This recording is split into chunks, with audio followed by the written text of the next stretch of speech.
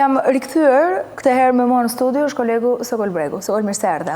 Përshëndetje, faleminderit për ftesën. Kjo ditë ka nisur me një tufë protestuesish, të cilët ishin në SPAK dhe kanë çuar The Albanian Files.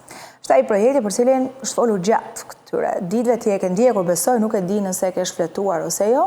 Jo vetëm që kam shfletuar, po është objekti i emisionit tim të ardhshëm dhe një nga ato që kapa aty, domethënë se gjithë secili dëgjon atë të vetën në vajza që po e dorëzonte e ishte mësuar mirë atë tekstin e vet, duke futur edhe median e kapur, ndërkohë që edhe Albania Files ajo e ka dëgjuar dhe i ka rënë dorë nga media, se ajo vetë s'kishte ku e gjente. Megjithatë, kjo është, ne jemi në kohë revolucionit i falet në edhe me që ishte pasigurt se çka kishte brenda, se jam i sigurt që nuk kanë, i ftoj që t'i dëgjojnë në ditët në vazhdim, në MCN të pak në të mësojnë se çka ka brenda. Tani, patëm ndalim ke procedura. E para njëherë dorëzimi aty fizikisht. Simbolika me protestues të rinj dhe firma Simbolika, tani ca gjëra përveç se ky është revolucion, ca gjëra duhet t'i themi. Këta mlodhen ca firma. Nuk funksionon kështu. Funksionon me kallëzim. Dhe kallëzimin duhet ta kishte bërë një jurist. Kjo është Shqipëria e re, nuk ka jurist dhe ai përmban ato pjesët në ajo unë e dëgjova atë vajzën, ajo po tisha unë protestues, për mua ajo sta asgjë sepse nuk e dinte çka kishte brenda. Për mua Albania Files është realisht një ndër krimet më të mëdha që i bëhet këtij vendi. Nuk është aq lule, po këtu edhe protestuesit e paraqesin edhe dramën e paraqesin si trëndafila. Kjo është ai është në të vërtetë shkatrimi përfundimtar i natyrës shqiptare. Një barbari ndërtimesh, lulëzimi i trafikut të drogës. Albania Files është, ku di unë, nuk ka nevojë fare që të mblidhen firmat e protestuesve të shkojnë në SPAK. SPAK vetë duhet ta kishte marrë kryesisht këtë çështje. Nuk më pëlqejnë këto historitë me skenare, kështu me zbukurime, me një vajzë. Po nuk ka vepër penale, se dëgjoj që nuk ka vepër penale, në kuadër të argumentave, sepse si ja mund ta them këtë, e di shumë mirë. Shiko, po ndaj opinionin publik, ose atë se çfarë thuhet, diskutohet. Ligji është i çuditshëm në mënyrën e vet. Ka një gjë që përpara në gjykat, edhe një njerëz që e di gjithë bota që ka vrarë, ti duhet t'ia vërtetosh dhe të djesh provat. Që aty ekziston një provë, por që dikush duhet ta gjej, ekziston. Dhe për këtë janë hetuesit. Të lodhin dëshmitar, të lodhin të hetojnë, ka ekspert që mund të gjejnë pikën lidhse se kush kryer krimin. Unë nuk di ta them në këtë moment se çfarë dhe se si një prokuror duhet ta ndjeki këtë hetim. Se nuk mund t'i bëj unë mënyrën prokurorit se si duhet ta bëj ai punën e vet. Gjithë secili ka punën e tij. Dikush është protestues, dikush është gazetar, dikush është prokuror. Kallëzimi, nëse është kryer konform asaj që pret SPAK-u në logjik, do pranohet. Dhe normalisht SPAK-u vetë duhet ta marrë në shqyrtim në mënyrë individuale, duhet ta kishte nisur. Agjen SPAK-u do të prova aty brenda. Prandaj kjo Shqipëria e re duhet të ketë ekspert që ta lidhin se ku do ta gjejmë. Pra dim që këtu ka ndodhur një krim. Është njësoj sikur gjen një kufom me armë zjarri. Pra ti e ke parë që ka një vrasje. Tani duhet gjesh kush e vrau, si e vrau dhe rrethanat. Kaq e thjeshtë është. Pra krimin e shohim me sy. Nuk mundet që kur ne krimin e shohim të gjithë, nuk mundet që të mos ketë prova. A janë të vështira për të gjetur këto prova? Po normalisht janë vështira. Se si që ka shkon ti në mëngjes në punë dhe i gjetet gjitha dhe mbaroj, i çohe, po jo. Po dhe për një vjedhje duhet... Apo nxitojmë ne, ose analiza, kur thotë që se ka dy realitete. Para njëherë duket si një vizion ku arkitektët kanë përcjell mënyrën se si ata mund të ndërtojnë ose mund të kenë pra veprat e tyre. Sepse për arkitektët ato që për ne janë ndërtime, janë vepra që lejnë gjurmë edhe në histori, si për mirë, si për keq. Tani, ideja është të kuptojmë, nëse ne jemi në këtë valën e ndryshim të hetimeve për Zvërnecin, të denoncimeve të tjera për ndërhyrje në zonat e mbrojtura, në hetimet për ligjin e 2024-s, dhe ndoshta duke e parë, po nëzitojmë kur themi që po, Rama shkroi marrëdhënien e tij me SPAK e dokumentoi nëpërmjet këtij libri. Pra, nxitojmë tek leximi ose tek pritshmëria që kemi, ndoshta edhe në konotacion politik, tek ka apo s'ka vepër penale, na çon prap kjo? Ka një histori të tillë. Kjo, nëse Rama, si kryeministër në këtë vend, pas ka bërë vetëm këtë, atëherë Shqipëria pas ka qenë në përparime sipër. Rama nuk ka vetëm këtë mëkat në këtë vend. Që po themi që për të patur një hetim ndaj kryeministrit shqiptar, na ekzistoka vetëm kjo Albania Files. Ne po flasim për këtë si çështje, duke qenë se protesta nisi për ambientin. Pra, a lidhet, a shkojnë bashkë, pra paralel, se mos dalin të vërteta para caktuara. Unë dyshoj, se dyshoj. Kush i jep lejet? Kush i afron dhe kush i përzgjedh arkitektët e huaj?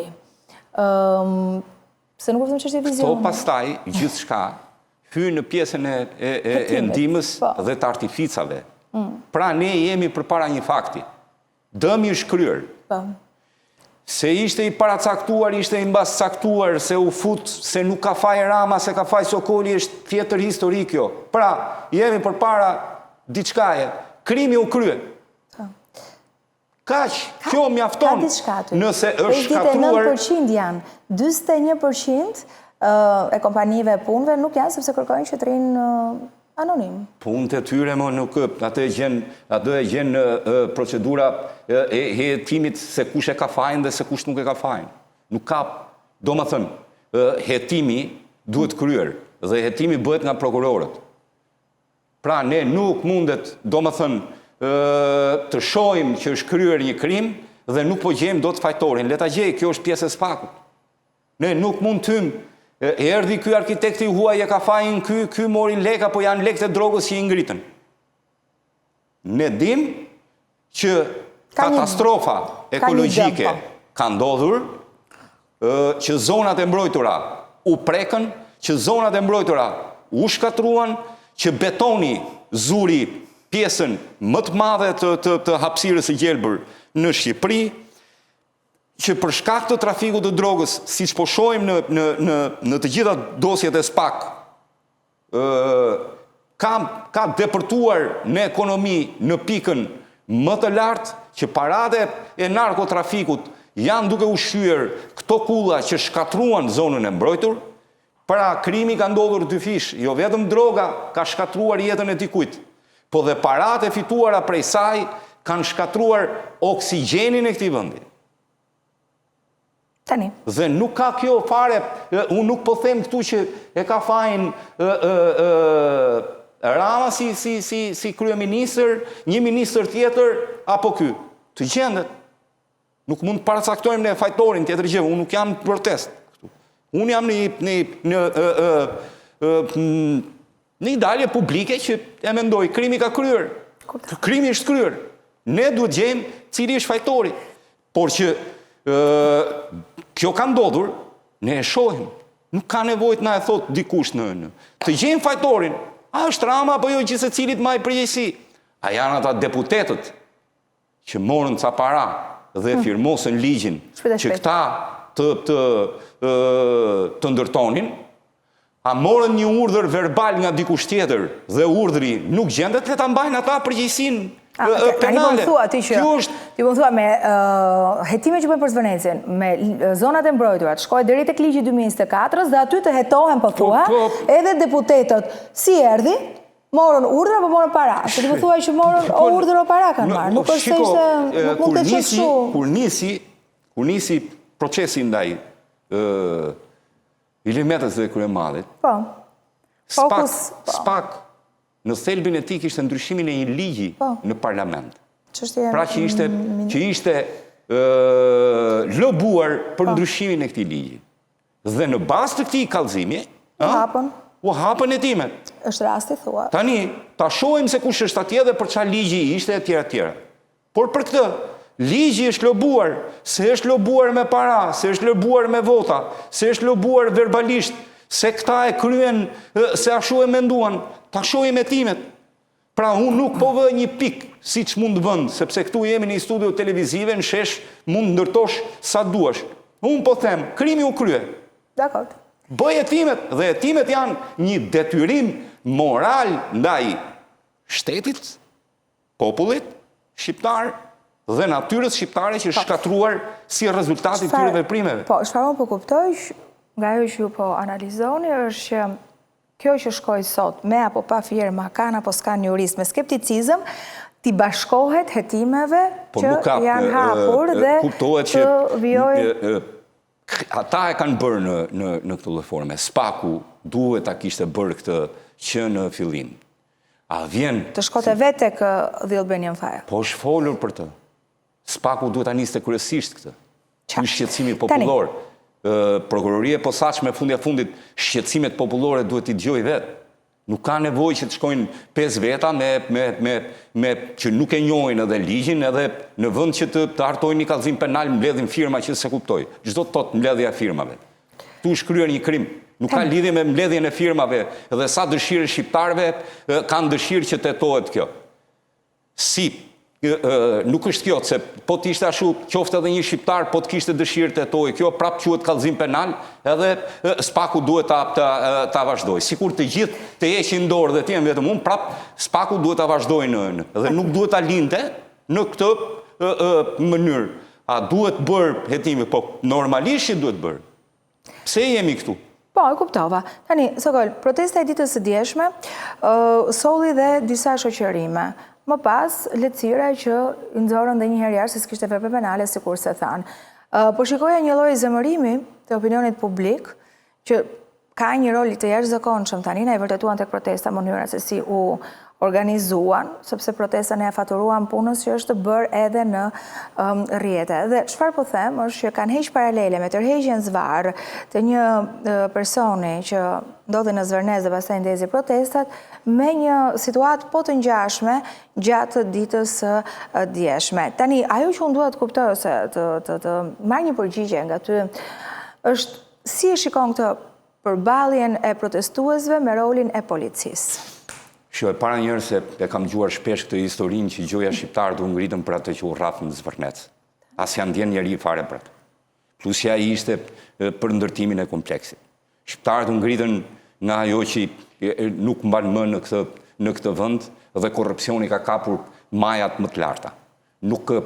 Sot t'i pyesësh gjithë protestuesit nuk e din si quhet ai njeriu që edhe nuk i vajti njeri me pyeto a u shërove, apo kështu që t'i heqim këto që gjoja u ngritën për atë kot, apo do ngriheshin se policia do rrifte në një. Policia në këtë vend mund të rrafi 10 veta në ditë e nuk ngrihet kurkush.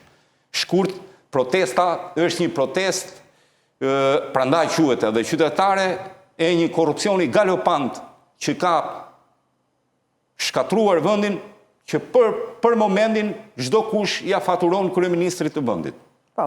Nuk është se ndodh vetëm se mbase nuk e shef njeri te kullat e trafikut e tjerë, po çdo njeri e shet te rritja e çmimeve, mos pasja një apartamenti, mos marrja një dokumenti, lajmet pafund për korrupsion, proceset gjyqësore që zvarritën pafund, toka që vidhet në Shqipëri, favorizimi që i bëhet ndërtuesve kryesisht, favorizimi që i bëhet biznesmenve, oligarkëve, e kështu me radhë. Pra, mos shkojmë tani kot, gjejmë pralla, i kërciti njeriu aty se rrafën njëri në Zvërnec.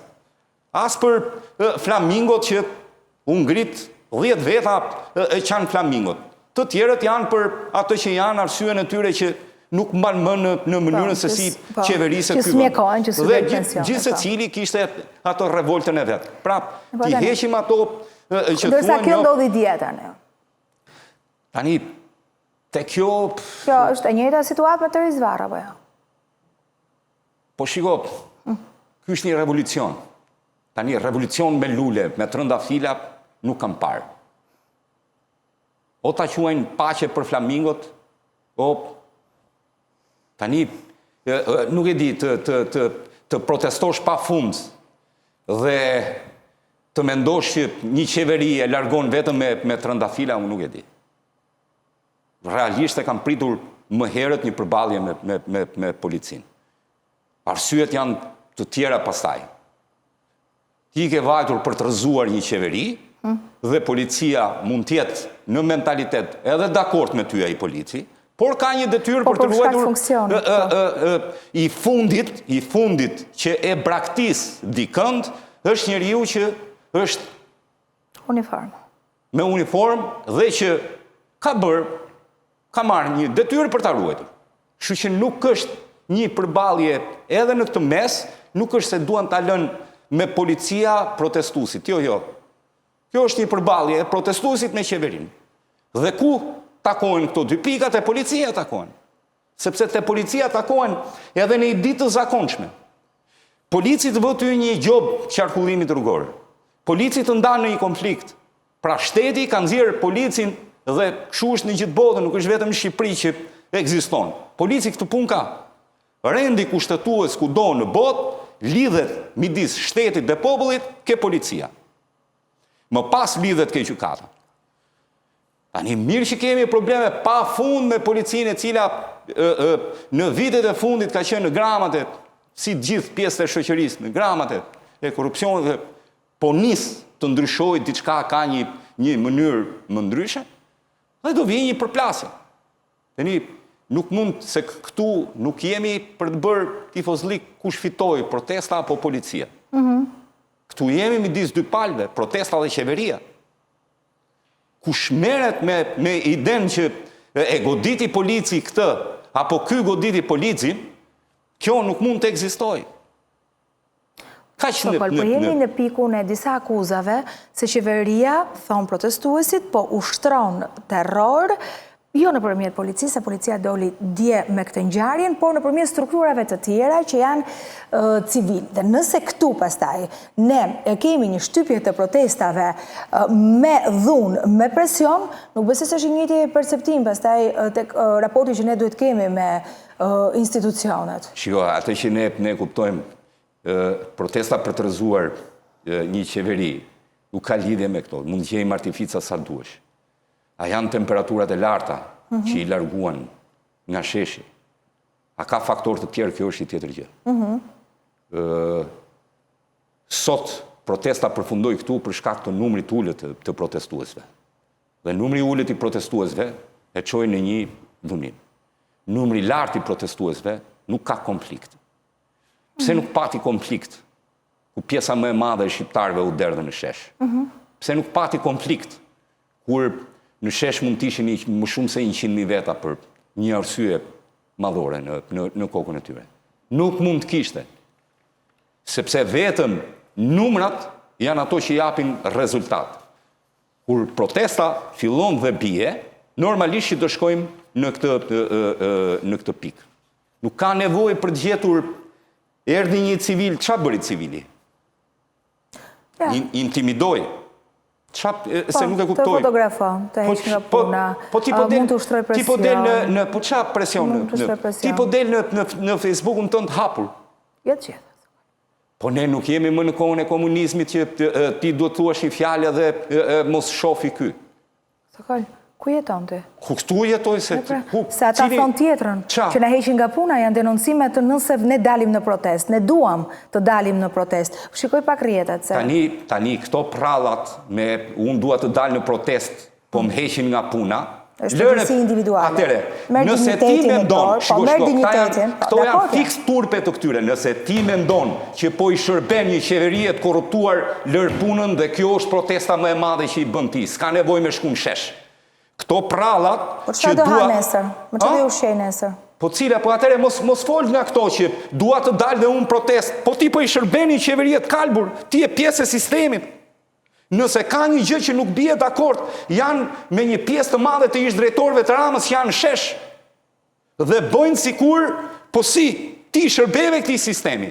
Unë si kam shërbyer as një ditë këtij sistemi.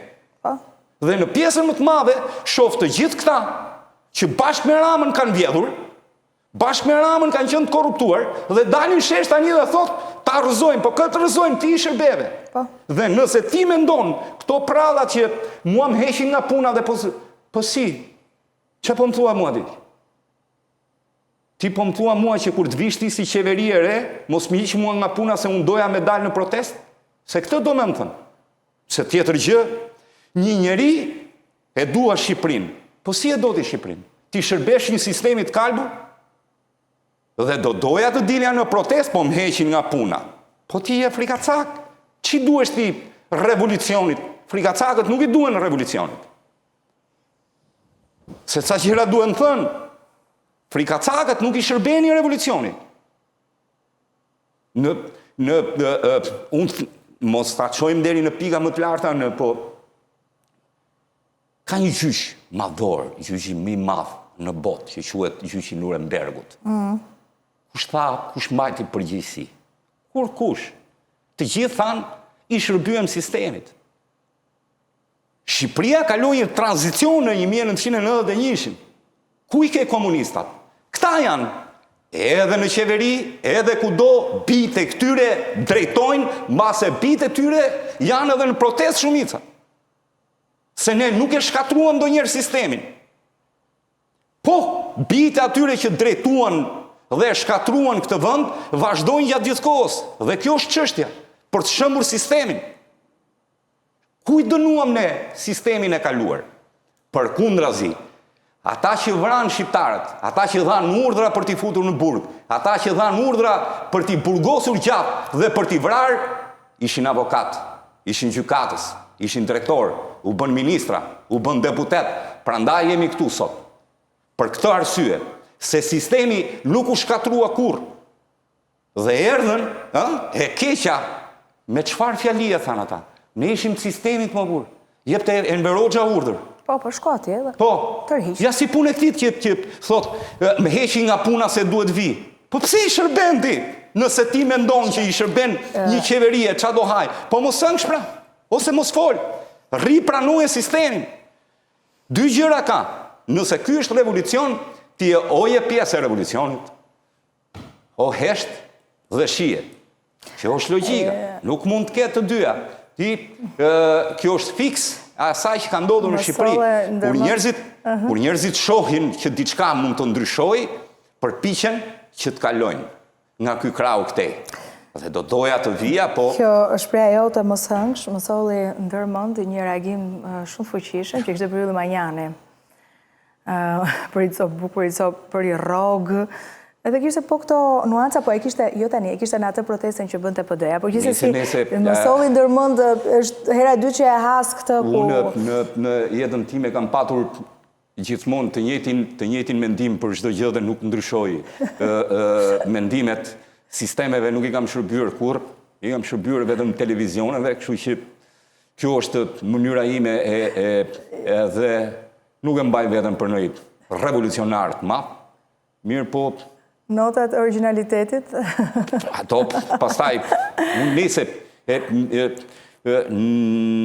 ndjek gjithmonë ata që shkruajnë për revolucionet, revolucioni është i majt, nuk është një term i djathtë, do më pëlqente revolucioni në logjikën e Che Guevarës, por jo në logjikën e Fidel Castros, dhe këto janë ndryshimet mëdhaja, por kjo pastaj është në gjithë se cili mendon të vetën. Sokol, unë do t'i jap për reklamat, po pastaj dua të rikthehem dhe pak minuta, se duket sikur është pak lënë pas dore, po kanë gjallur edhe mjaft të reagime apo pikpyetje, fakti që dy punonjës në burg humbin jetën në shërbim. Nuk e di nëse ka hje dyshimi dhe se si po hetohet, por pas reklamave.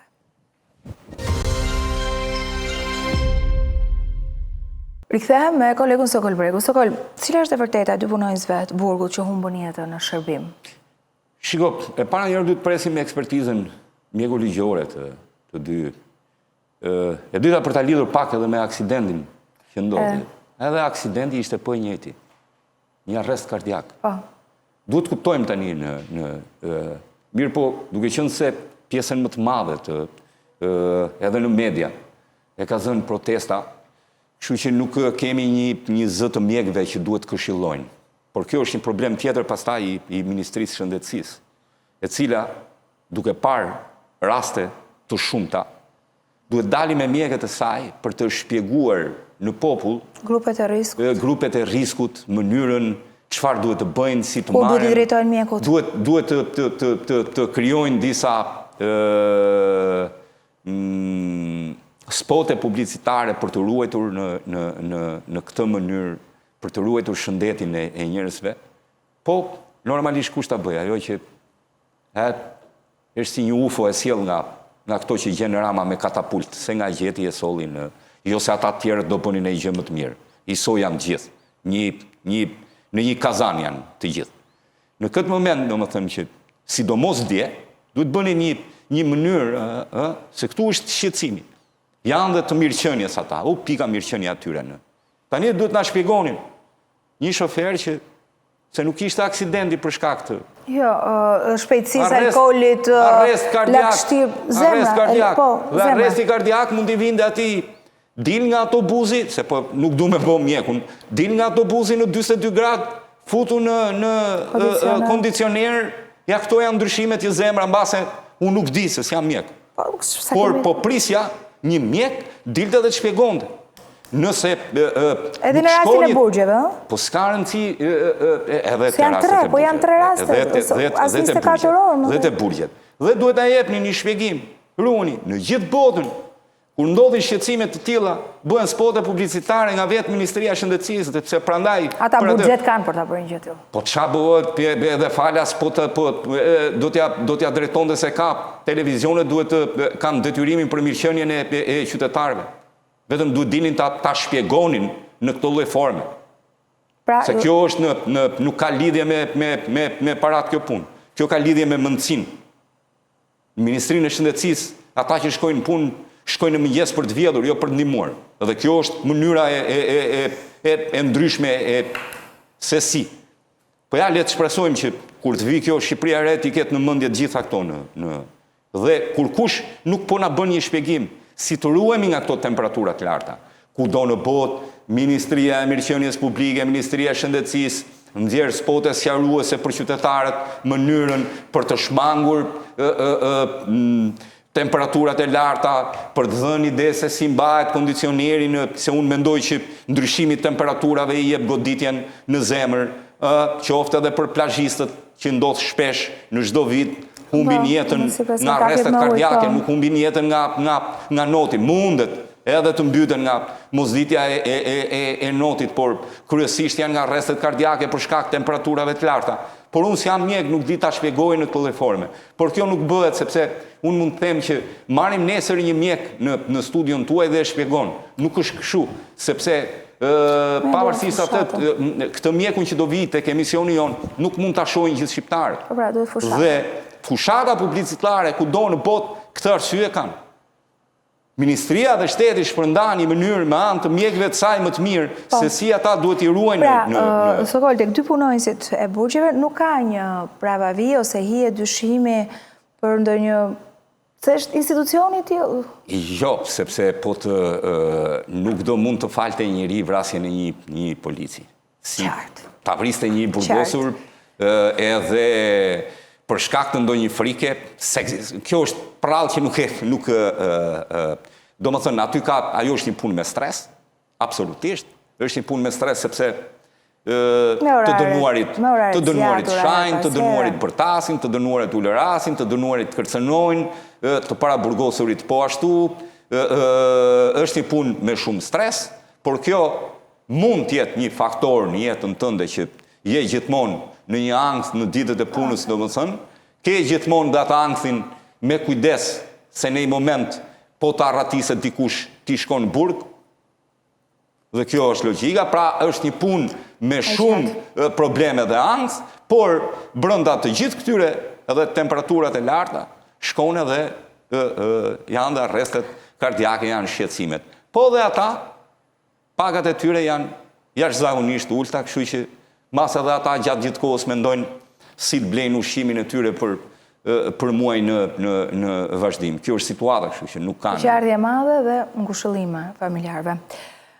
Sokol, SPAK ka dërguar në gjyq rrumin e Shijakut dhe 7 të tjerë.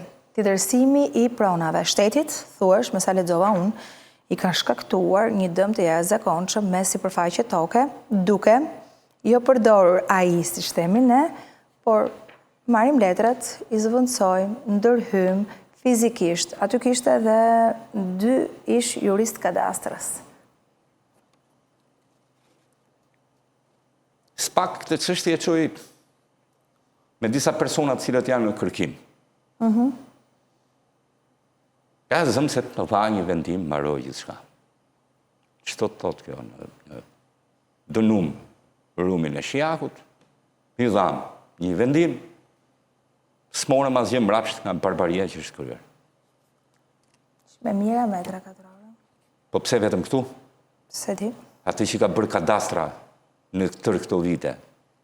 Kadastra në tërë këto vite nuk është se mban vetëm peshën e përgjegjësisë të tjetërsimit të pronës.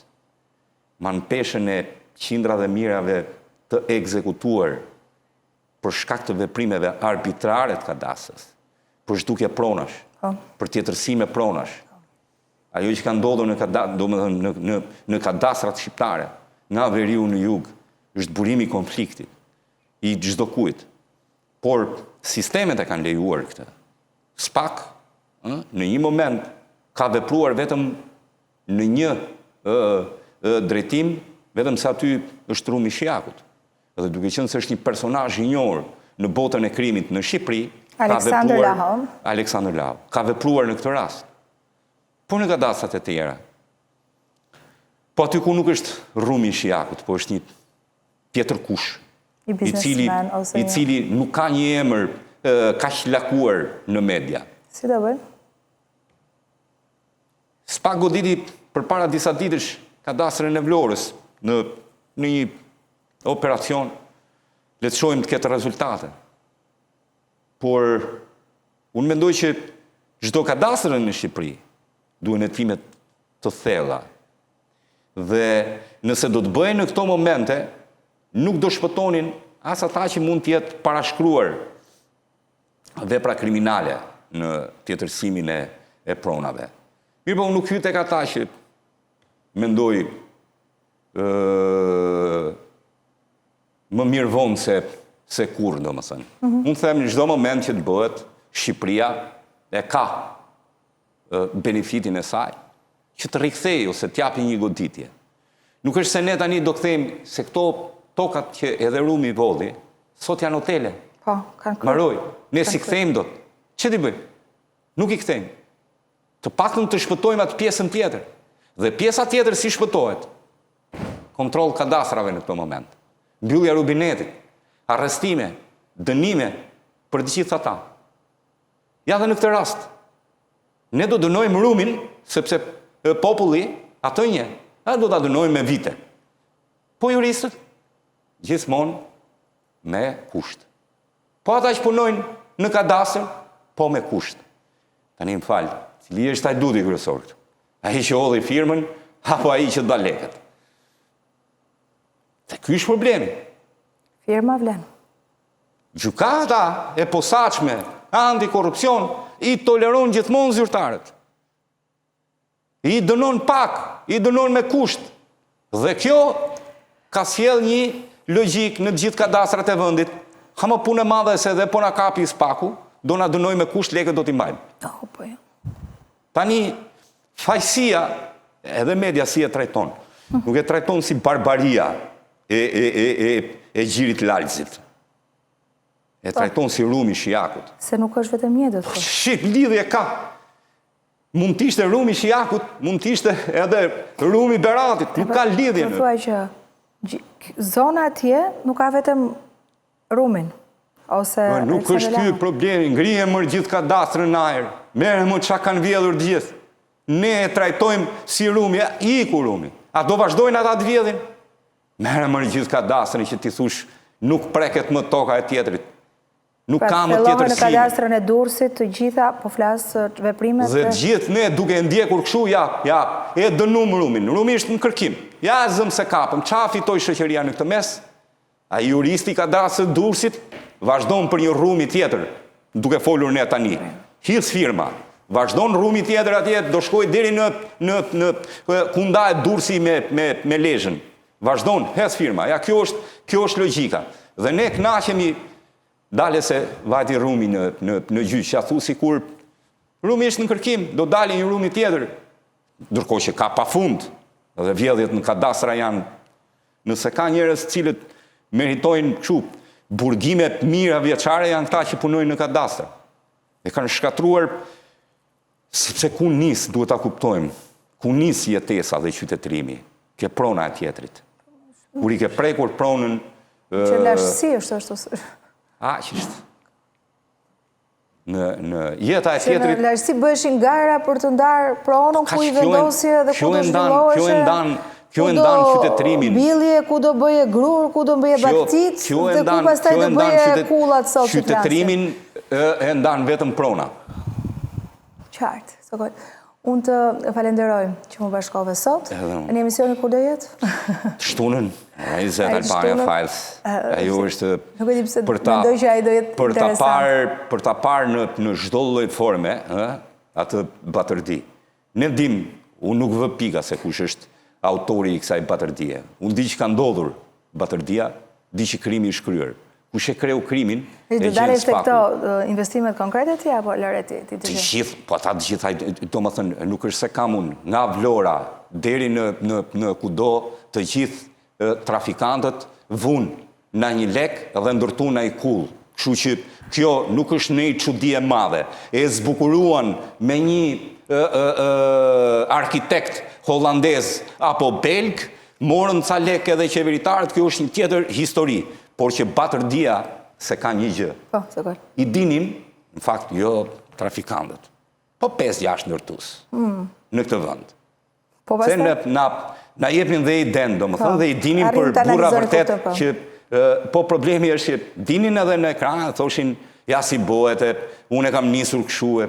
Kur i pam këto dosjet, që merr lek droge, e ndërto, tani nuk mund t'jetë kështu. Ta mund të vazhdojnë, ndërto e kullën. Qofse të lë shteti, që edhe 200 kate. Po, është një kull me gjakun e tjetrit, është një kull me helmimin që janë bërë fëmijëve kudo në Europë. Dhe kjo është një histori më vete. Ky është problemi. Pra ti e ke ngritur atë kull në bazë të lekëve të helmimit të dikujt. Tani, mos i thuaj gjitha. Dhe kjo është ajo që mbi të gjitha, se ajo duket qarta zi. Ta thënë si kryeministri, jemi në luftë digjitale, klikimet. Ajo që të bie në sy është të gjitha ata që ndërtojnë kull, firmën e kanë hap me 1.000 lekë vjetra ose me 100.000 lekë vjetra. Po të është shikosh. Me 100.000 lekë vjetra. Shkon ai dhe fiton leje për kull me kompani me asete 100.000 lekë. Po mirë, ti mund ta fitosh dhe me 100 darkë, kupton? Me $1. Të shohim emisionin. Si thua? Po. Të falenderoj. Kënaqësi, tani ne nuk bëhemi xheloze ti ke më shumë klikime. Jo, edhe pse kjo është luftë. Kjo është evidentueshme, besoj. Po, ta mbyllim që të shohim vërtet emisionin sepse është interesante dhe kjo është tema kryesore. Tani po të më pyesësh personalisht për mua gjithë tema interesante, po kjo vlen, besoj, dhe mund në këto muaj të jetë. Jemi në kohën e revolucionit, duhet i përshtatemi revolucionit. Albania Files ishte një revolucion në kokën e dikujt dhe ne duhet i përgjigjemi me një revolucion i cili në fakt duhet të arrijë qëllimin. Republikanët tonë atë u fillon te porta jote. Dhe të gjithë duhet kujdesen njerë për portën e tyre, pastaj të kujdesen për diçka tjetër. Edhe njëherë, faleminderit. Faleminderit.